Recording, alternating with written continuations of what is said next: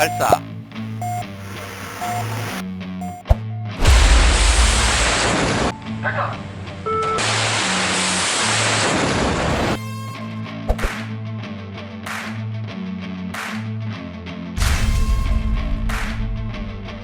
킬 비이클이라고 부르는 이 요격체를 사용하는 요격 방식을 성공한 사례가 거의 없어요. 미국 그리고 이스라엘 정도 빼고는 없다라고 보면 될 것이고, 굉장히 우수한 체계를 획득을 했다. 팩3 MSE가 정말 좋은 미사일인 건 맞는데, 문제는 가격적인 측면에서 좀 심각한 정도로 많이 비싸거든요. 안녕하세요. 21세기 군사연구소 정보분석관 전문연구위원으로 일하고 있는 유성엽입니다. 한국군 같은 경우에는 팩3 MSE가 현재로서는 가장 우수한 성능을 가지고 있는 무기체계라고 볼 수 있고, 아래쪽으로는 천공이라고 부르는 국산지 내공 무기체계들이 있어요. 천공1, 천공2 뭐 이렇게 개발이 되어 있는 상태고요. 현재는 사드가 담당하고 있는 좀 더 높은 고도를 처리를 할 수 있는 그런 무기체계는 없는 상태라고 볼 수 있겠죠. 그래서 뭐 엘센 같은 경우에는 사드보다는 좀 낮고, 그 다음에 팩3보다는 조금 높은 고도, 그 정도를 현재 담당할 수 있다라고 보면 될 것 같습니다. 단거리 탄도미사일 쪽도 그렇고 중거리하고 장거리 미사일 체계들도 그렇고, 북한에서 위협의 양상이 굉장히 다양해지다 보니까 대응하는 데 필요한 거리, 고도, 그리고 시간 같은 것들이 너무 부족해지는 문제가 생기는 거죠. 미국의 MD 같은 사례들을 보게 되면 어떤 식으로 구성을 하냐면, 가장 하층단에 패트리어트를 두고 그 위에 사드를 올리고, 그 중간에 바다에 해당하는 그 지역들에서는 SM3라고 부르는 그거보다 좀 더 높은 고도를 담당할 수 있는 미사일을 두고, 그리고 정말 대륙간 탄도 미사일을 상대를 해야 되는 그런 상황들 같은 경우에는 GBI라고 해서 그라운드 베이스드 인터셉터라는 걸 또 둬요. 그거는 정말 크고 빠르게 날아가야 되는 물건이기 때문에 사실상 ICBM을 개조해서 요격체를 올려서 만들거든요. 그런 식으로 해서 층마다 이렇게 다 방어를 하도록. 반면에 이제 한국군 같은 경우에는 하층단밖에 없는 상황인 거죠. 고도하고 요격하는 방식 때문이라고 볼 수 있습니다. 고도가 한 30km, 40km, 50km 이렇게 올라가게 되면 이쪽 영역은 공기가 많이 희박해져요. 그렇기 때문에 요구되는 요격체의 형상이 달라지는 거예요. 아랫단 같은 경우에는 사실 공기의 밀도도 있고 하니까 날개라고 볼 수 있는 핀을 달아놓고 이 핀을 조작하는 것만으로 미사일이 운동역학적으로 움직일 수가 있어요. 근데 고도가 점점점 올라가고 얘가 공기가 점점점 희박해지게 되면 이런 핀을 사용할 수가 없단 말이에요. 그러면 뒤에 다 떼버리고 킬비이클이라고 얘기하는, 말하자면은 우주선이나 아니면은 탄도미사일이나 위성발사체 이런 형태에서 볼 수 있는 것들인데, 그 공간에서 사용할 수 있는 별도의 요격체가 필요해지는 상황이 와요. 가장 상단에서 뒤쪽에 추진체들을 다 분리를 해버리고 미사일만을 이제 격추시키기 위한 용도로 움직이는 킬비이클이 앞단에 하나가 달려있고, 이 공간에서 어떻게 움직이냐면 제트가스 같은 것들을 옆으로 분사를 해서 이렇게 움직여요. 사실상 우주 공간이나 마찬가지인 그 공간상에 그런 식으로 움직여서 가깝게 접근한 다음에 직격을 한다, 그렇게 보면 될 것 같습니다. 일단 고무적으로 볼 부분은 킬 비이클이라고 부르는 이 요격체를 사용하는 요격 방식을 성공한 사례가 거의 없어요. 미국 그리고 이스라엘 정도 빼고는 없다라고 보면 될 것이고, 그런 측면에서 보면 우리가 굉장히 성공적인 기술 개발을 했고 굉장히 우수한 체계를 획득을 했다.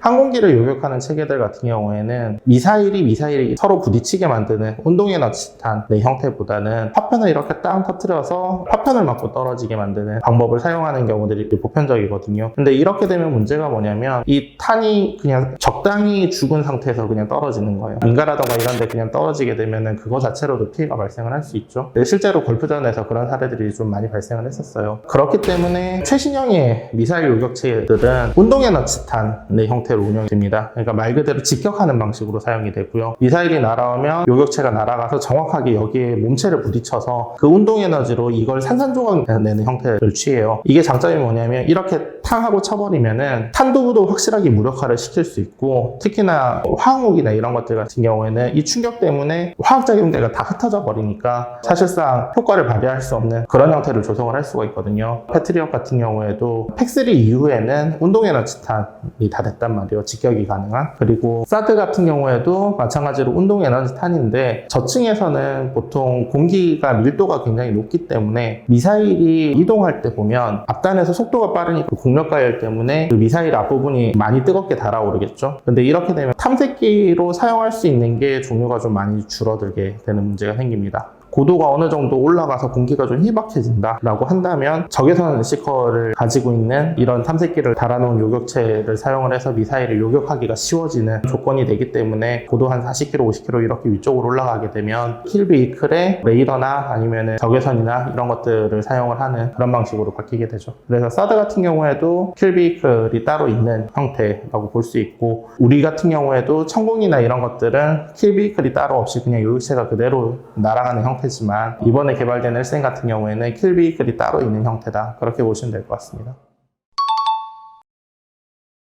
사드하고 패트리엇이 아주 좋은 체계이고 아주 성공적인 요격을 보여주고 있는 것도 사실이에요. 실전 사례들도 굉장히 우수하게 잘 나오고 있고, 미국에서 개발한 체계들하고 우리가 개발한 체계 사이에서는 분명히 간극은 굉장히 큽니다.